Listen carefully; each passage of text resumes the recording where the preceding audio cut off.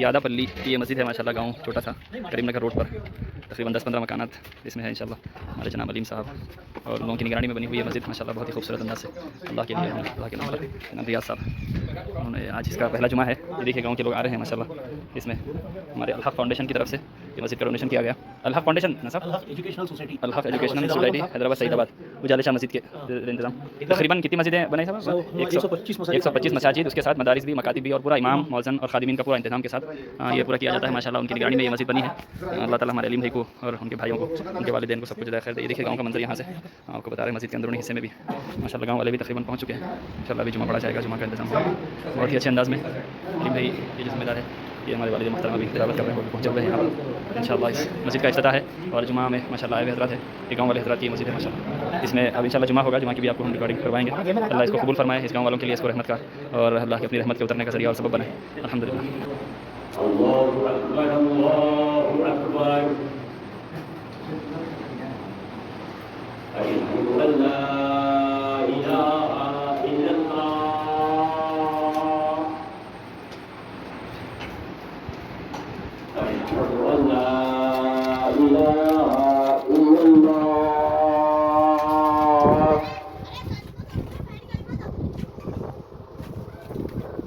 أشهد أن محمدا رسول الله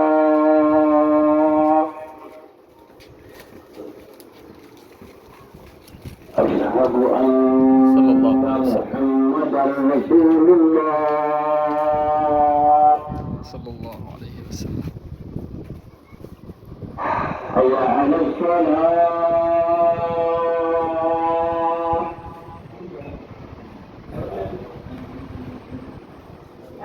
حي على الصلاة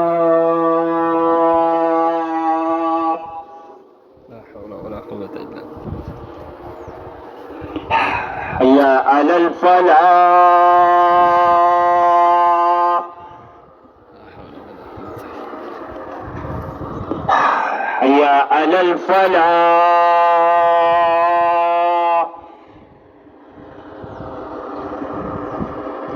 الله أكبر الله أكبر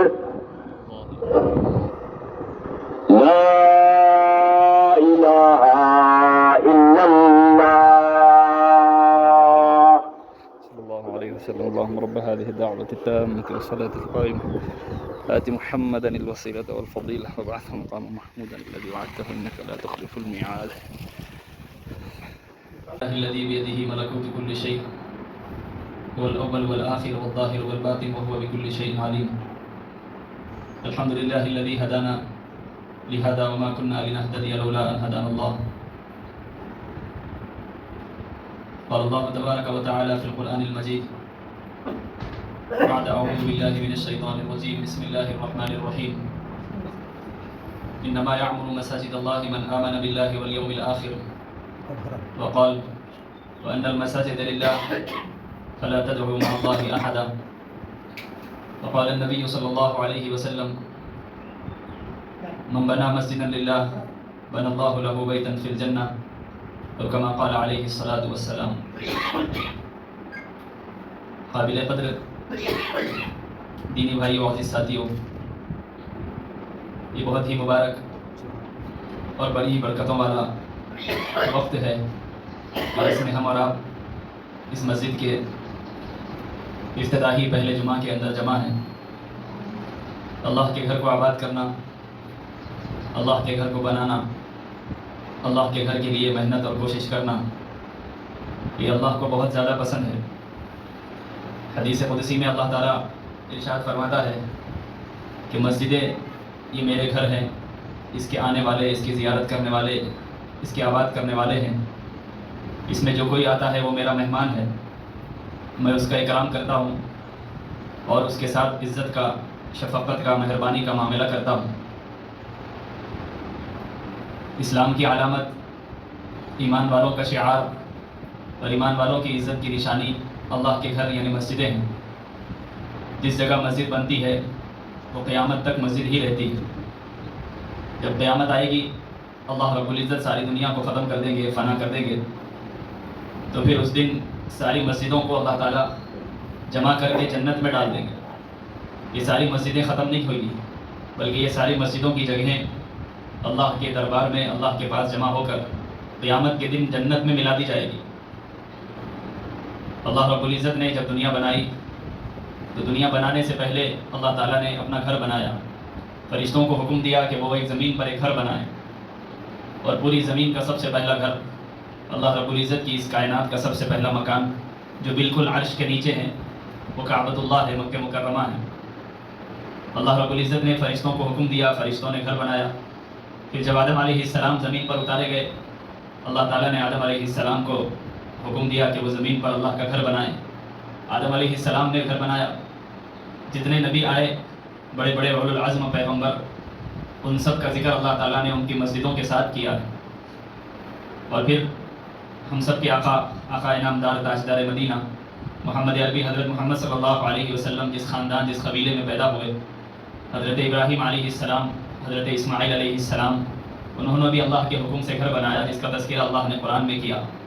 وَإِذْ يَرْفَعُ إِبْرَاهِيمُ الْقَوَاعِدَ مِنَ الْبَيْتِ وَإِسْمَاعِيلُ رَبَّنَا تَقَبَّلْ مِنَّا إِنَّكَ أَنْتَ السَّمِيعُ الْعَلِيمُ.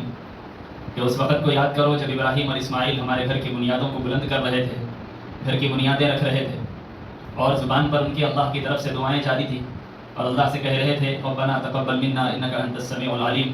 اے پروردگار، گھر تو ہم نے بنا دیا ہے، مسجد تو ہم نے کھڑا دی ہے، بنیادیں تو ہم نے قائم کر دی ہے، اب اس عمل کو ہمارے آپ اپنی بارگاہ میں قبول فرما لیجیے. ربنا تقبل منا انک انت السمیع العلیم وتب علینا انک انت التواب الرحیم. اے اللہ، عمل کا قبول کرنا یہ آپ کے حق میں ہے، یہ آپ کی شان کے مطابق عمل ہوا یا نہیں ہوا ہم نہیں جانتے، لیکن اے اللہ اس کو آپ قبول کر لیجئے، یہی ہمارے لیے کافی ہے. اور مسجدیں بنائی گئی ہے، مسجدیں بن گئی ہے. اس میں ایک بات تو یہ ہے کہ یہ مسجد کا بننا، یہ مسجد کی محنت، اللہ کے نام پر اللہ کے لیے خرچ کا کرنا، یہ اللہ تعالیٰ جس کو توفیق دیتے ہیں وہی کرتے ہیں. ہزاروں سال سے دنیا آباد ہے، گاؤں دیہات آباد ہے، ہر جگہ دنیاوی اعتبار سے ہر چیزیں دستیاب ہوتی ہے، لیکن بہت کم جگہ ہوتی ہے جہاں مسجد نہیں ہوتی، جہاں مسجد کی سہولت ہوتی ہے. لیکن بڑے ہی مبارکبادی کے مستحق ہے وہ حضرات اور وہ لوگ جو اللہ کے گھر کی فکر کرتے ہیں، اور ایسے علاقوں میں ایسی جگہوں پر دیکھ کر جہاں مسجد کی ضرورت ہوتی ہے اپنا اللہ کا دیا ہوا مال اس جگہ لگاتے ہیں. اللہ کے نبی صلی اللہ علیہ وسلم نے فرمایا جو آدمی اللہ کے گھر کے لیے مال لگاتا ہے، اللہ کا گھر بناتا ہے اور اس کی بنیاد رکھتا ہے، اللہ تعالیٰ اس کے لیے جنت میں ایک محل کا وعدہ کرتے ہیں. بن اللہ لہ بیتا فی الجنہ، کہ اللہ تعالیٰ جنت میں ایک اس کے لیے محل بناتے ہیں، گھر بناتے ہیں. دنیاوی اعتبار سے مسجد بنائی گئی، مسجد بن گئی ظاہری اعتبار سے، لیکن ظاہری اعتبار سے یہ مسجد ہے، لیکن اس کے بدلے میں اللہ کی طرف سے ملنے والا جو گھر ہے اس کا ہم اندازہ نہیں لگا سکتے کہ اس مسجد کے بنانے پر اللہ تعالیٰ نے مسجد کے بنانے والوں کو اور مسجد کے بنانے میں مدد کرنے والوں کو اور جتنوں نے اس مسجد کے بننے میں مدد کی ہے اور اس کی تعمیر میں حصہ لیا ہے، اس کی آباد کرنے کی فکر کی ہے، چاہے وہ 1 روپیہ ہی خرچہ کیوں نہ ہو، اللہ تعالیٰ اس 1 روپیے کے بدلے اللہ تعالیٰ اس کو صحیح بدلہ اللہ ہی دیں گے. اللہ کے نبی صلی اللہ علیہ وسلم نے فرمایا کہ مسجدیں اللہ کے گھر ہیں، ان کا احترام کرو.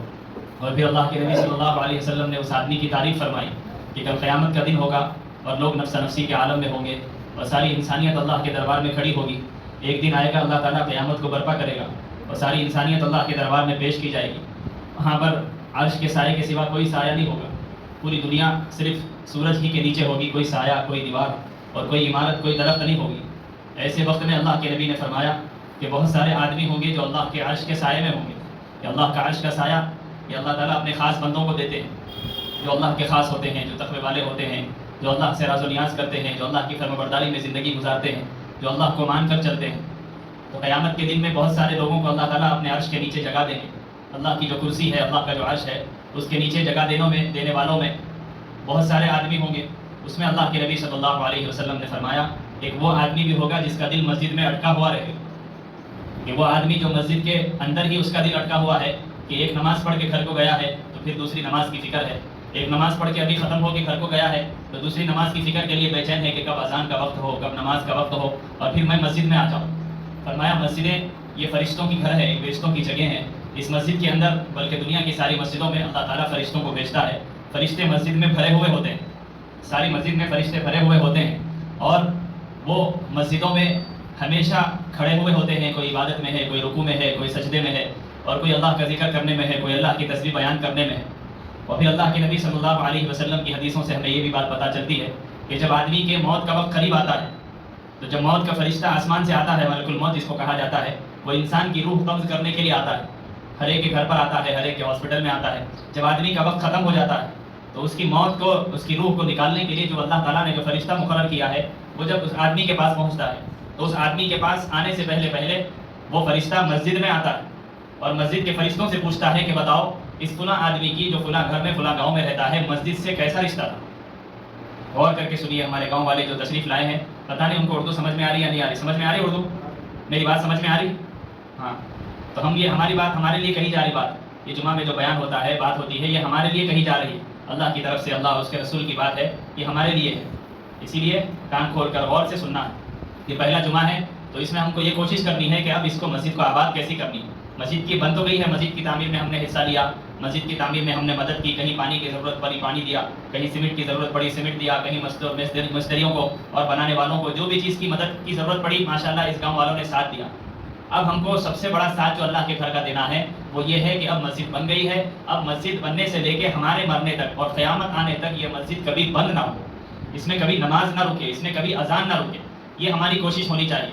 تو میں بتا رہا تھا کہ جس کا دل مسجد میں اٹکا ہوا ہوتا ہے اور جو آدمی مسجد میں پڑا ہوا ہوتا ہے اس سے اللہ تعالیٰ اتنی محبت کرتے ہیں کہ اس کو عرش کے نیچے جگہ دیتے ہیں.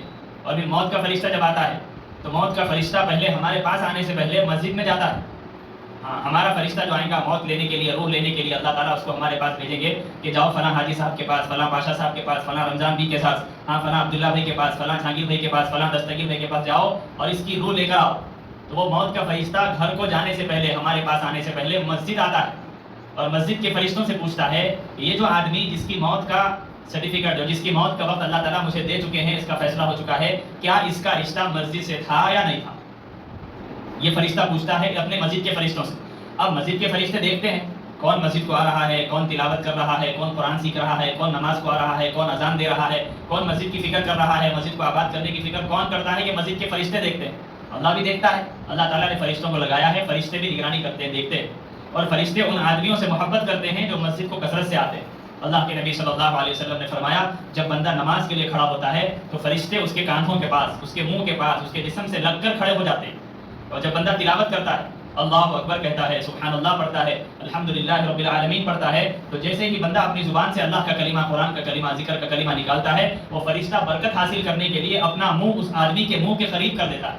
اتنی وہ محبت کرتا ہے کیونکہ ان کی غذا ہی یہ ہے. ہم جیسے کھانا پانی کھاتے ہیں، پیتے ہیں، فرشتوں کی غذا اللہ کا ذکر ہے، فرشتوں کی غذا قرآن کی آیتیں ہیں. جب ہم قرآن پڑھتے ہیں تو یہ فرشتے جمع ہو کر ہمارے پاس آ جاتے ہیں. تو جو آدمی وضو کر کے گھر سے نکلتا ہے اور مسجد کے لیے قدم ڈالتا ہے، اللہ کے نبی نے فرمایا وہ ایسا ہے جیسا احرام باندھ کے وہ عمرے اور حج کو جا رہا ہے. اندازہ لگائیے کیسی بڑی فضیلت. جو آدمی وضو کر کے گھر سے اللہ کے گھر کے لیے، مسجد کے لیے نکلتا ہے. اب جیسے یہ مسجد بن گئی ماشاءاللہ اس چھوٹے سے گاؤں میں جہاں پر چھوٹے مختصر مکانات ہیں، یہاں پر ماشاءاللہ مسجد جہاں آرا کے نام سے مسجد آباد ہو گئی. اب آپ اس کا پہلا جمعہ پڑھ رہے ہیں، اب آپ حاضر ہیں. اب یہاں آپ ارادہ کر کے جائیں کہ یہ ہمارے گاؤں کی مسجد ہے. اللہ تعالیٰ کا کتنا کرم ہوا، کتنا احسان ہوا، اللہ تعالیٰ نے ہمیں پسند کر لیا کہ ہمارے گاؤں میں مسجد بن گئی. ورنہ آپ پوچھیے کتنے بڑے بڑے بوڑھے لوگ ہیں جن کے بال سفید ہو گئے، ہم کو نماز پڑھنے کے لیے کتنی دور دور جانا پڑتا ہے. ہاں، جب دور جانا پڑتا تھا تو شیطان بھی بھٹکاتا تھا کہ بھائی ارے چلو چھوڑ دو نماز. ایسے کتنے لوگ ہمارے گاؤں میں ہیں جو کبھی جمعہ کی نماز نہیں پڑھے. کتنے لوگ ہمارے پاس ابھی موجود ہیں جو کبھی عید کی نماز کو بھی مسجدوں میں نہیں آئے، کبھی ان کو فجر کی نماز نہیں معلوم، ظہر کی نماز نہیں معلوم، عصر مغرب عشاء نہیں معلوم. لیکن اب اللہ کا کرم ہوا، اللہ کا احسان ہوا، اللہ ہم سے محبت کر رہا ہے کہ اللہ تعالیٰ نے اپنے گھر کو ہمارے گاؤں میں بنا دیا، لوگوں کو تیار کر دیا. ہاں ماشاءاللہ خرچ کرنے والے تیار ہو گئے، انجینئر تیار ہو گئے، بنانے والے تیار ہو گئے. ہاں، اس کی صفائی کے لیے، اس کے پورے انتظامات کے لیے اتنے زیادہ خرچے، یہ سب دینے کے لیے اللہ تعالیٰ نے بندوں کے دلوں میں یہ محبت ڈالی، خرچ کرنے کی اللہ نے توفیق دی. اللہ کی توفیق سے یہ ہوا ہے. اب جب اللہ کی توفیق سے ہو گیا ہے، خرچ کرنے والوں نے خرچ کر لیا، ہاں اپنی خبر میں اپنی آخرت کی انہوں نے تیاری کر لی. ہاں، جو مسجد کی تعمیر میں حصہ لیا گیا ماشاءاللہ، جو ریاض الدین صاحب مرحوم ہے اور جہاں آرا صاحبہ مرحومہ ہے، ان کے نام سے جو ان کے فرزندوں نے، ان کے بچوں نے، ان کے بیٹوں نے جو ان کے نام سے ان کے ایثار ثواب کے لیے جو خرچ کیا ہے، اور اس میں جو تعمیر میں حصہ لینے والے ہمارے جو سوسائٹی ہے، الحق سوسائٹی کے جو ذمہ دار حضرات ہیں، انہوں نے اس کے کوشش میں، اس کے لوکیشن میں اور اس کے بنانے میں جو کوششیں کی ہے، ان سبوں نے اپنی آخرت کا توشہ تو تیار کر لیا. ان کی زندگی میں، ان کے نام اعمال میں یہ ثواب اللہ کی طرف سے چلا گیا. اب جب تک اس مسجد میں نماز ہوتی رہے گی، جب تک اس مسجد میں اللہ کا نام بلند ہوتا رہے گا، جب تک اس مسجد میں ایک بھی ایمان والا آ کر نماز پڑھتا رہے گا، اور جب تک مسجد رہے گی قیامت تک ان تمام لوگوں کو اس کا ثواب ملتا رہے گا. اب ان کا تو ثواب طے ہو گیا، لیکن اب مسئلہ ہمارا ہے کہ اب ہمارے گاؤں میں مسجد بن چکی ہے. ہاں ماشاءاللہ مسجد جہاں آرا مرحومہ کے نام سے ہمارے علیم الدین صاحب اور ان کے بھائی اور فیاض صاحب، ان تینوں کے والدہ کے نام سے اور ان کے والد صاحب کے اصالِ ثواب کے نام سے مسجد تو بن گئی ہے۔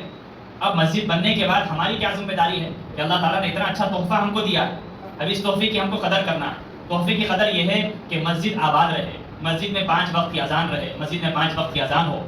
اللہ کے نبی صلی اللہ علیہ وسلم نے فرمایا جس بستی میں اذان دی جاتی ہے، جس بستی میں کھڑے ہو کر کوئی آدمی ایمان والا اذان دیتا ہے، آسمان دنیا کے پورے فرشتے اپنے فرشتوں کو آواز دے کر اس کی اذان کے قریب ہونے کے لیے جمع ہو جاتے ہیں۔ اور پھر فرمایا کہ جہاں اذان دی جاتی ہے وہاں سے شیطان بھاگ جاتا ہے، جہاں اذان کی آواز جہاں تک جاتی ہے اتنی آواز دور تک شیطان ہوا خارج کرتے ہوئے تکلیف کے ساتھ بھاگتا ہے۔ آج ہمارے گھروں میں برکتیں نہیں ہیں، آج ہمارے گھروں میں لڑائیاں ہیں، آج ہمارے گھروں میں شیطانی چیزیں ہیں۔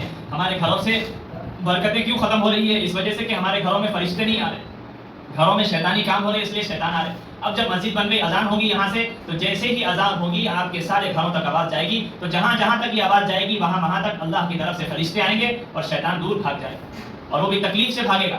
شیطان کو تکلیف ہوتی ہے جب اذان کی آواز اللہ اکبر اللہ اکبر مؤذن کہتا ہے۔ اذان کا مطلب کیا ہے؟ اللہ اکبر اللہ اکبر، اللہ بڑا ہے، اللہ بڑا ہے، اللہ اس پوری کائنات سے بڑا ہے، اللہ اس پوری کائنات کا خالق ہے، اللہ ہی بڑا ہے، اللہ ہی کی بڑائی ہر طرف بولی جاتی ہے۔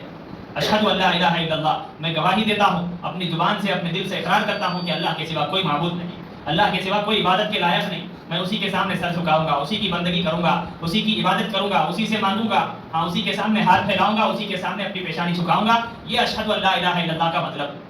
اور اشہد ان محمد رسول اللہ، اشہد ان محمد رسول اللہ کا مطلب یہ ہے میں دل سے گواہی دیتا ہوں اور زبان سے اس بات کا اقرار کرتا ہوں کہ اللہ کے نبی حضرت محمد صلی اللہ علیہ وسلم میرے نبی ہے، اللہ کے رسول ہیں، اللہ تعالیٰ نے ان کو میسنجر بنا کر بھیجا ہے، اللہ تعالیٰ نے ان کو نبی بنا کر بھیجا ہے۔ ہاں وہ میرے گرو ہیں، وہ میرے نبی ہیں، میں نے ان کا کلمہ پڑھا ہے، اب زندگی بھر میں ان کی غلامی میں رہوں گا۔ حضور پاک صلی اللہ علیہ وسلم آقا انعامدار تاجدار مدینہ محمد عربی حضرت محمد صلی اللہ علیہ وسلم کو میرے لیے بھیجا گیا۔ میں ان کا ماننے والا ہوں، میں ان سے محبت کروں گا، میں ان کی بتائی ہوئی باتوں پر چلوں گا، میں ان کی بتائی ہوئی مطابق زندگی میں گزاروں گا۔ اس کا اقرار ہم اذان میں کر رہے ہیں، اذان کا مطلب بھی ہم کو معلوم ہو۔ اب ماشاءاللہ جیسے نماز شروع ہوگی، امام صاحب آئیں گے اور ترتیب سے انشاءاللہ نمازیں ہوگی، اذان ہوگی، تو وہ امام صاحب آپ کو بتائیں گے کہ نماز کیسے پڑھی جاتی ہے۔ ہم کو بہت ساروں کو نماز پڑھنے نہیں آتا، نماز کو سیکھنا ہے، اذان سیکھنا ہے، نماز سیکھنا ہے، نماز سے پہلے وضو کیسے کرتے وہ سیکھنا ہے۔ ابھی ہمارے بہت سارے گاؤں کے لوگ وضو کر رہے تھے، اس میں تھوڑی سی غلطیاں تھیں، اس غلطیوں کو صحیح کرنا ہے۔ جب امام صاحب آئیں گے یہاں جو ذمہ دار آئیں گے وہ آپ کو بتائیں گے کہ بھائی وضو کیسے کرنا ہے، وضو شروع کیسے کرنا ہے، وضو میں کیا دعا پڑھنی ہے، وضو کیسے ٹوٹتا ہے، پھر نماز پڑھنے کا کیا طریقہ ہے، نماز پڑھنے کا طریقہ۔ اور نماز آ گئی تو نماز کے بعد قرآن کیسے پڑھنا ہے، قرآن میں اللہ کیا فرماتا ہے، نماز پڑھنے سے کیا ملتا ہے، نماز نہیں پڑھنے سے کیا ہوتا ہے، یہ سب باتیں آپ کو انشاءاللہ آہستہ آہستہ معلوم ہوتی رہے۔ لیکن اس وقت ہوگا جب آپ مسجد سے جڑے ہوئے رہیں۔ ہمیشہ ہمارا تعلق یہ ہو کہ ہم جب بھی گاؤں میں آئیں، کسی کام سے کریم نگر گئے، کسی کام سے گجبیل گئے، کسی کام سے حیدرآباد گئے، کسی کام سے سکندرآباد گئے، تو جیسے ہی ہم واپس آئیں ہمارا یہ طریقہ ہو کہ سب سے پہلے ہم مسجد میں آئیں۔ یہ اللہ کے نبی کی سنت ہے۔ اللہ کے نبی صلی اللہ علیہ وسلم باہر جاتے تھے کسی کام سے تو جیسے ہی لوٹتے تھے سب سے پہلے آ کر مسجد میں 2 رکعت نماز پڑھتے۔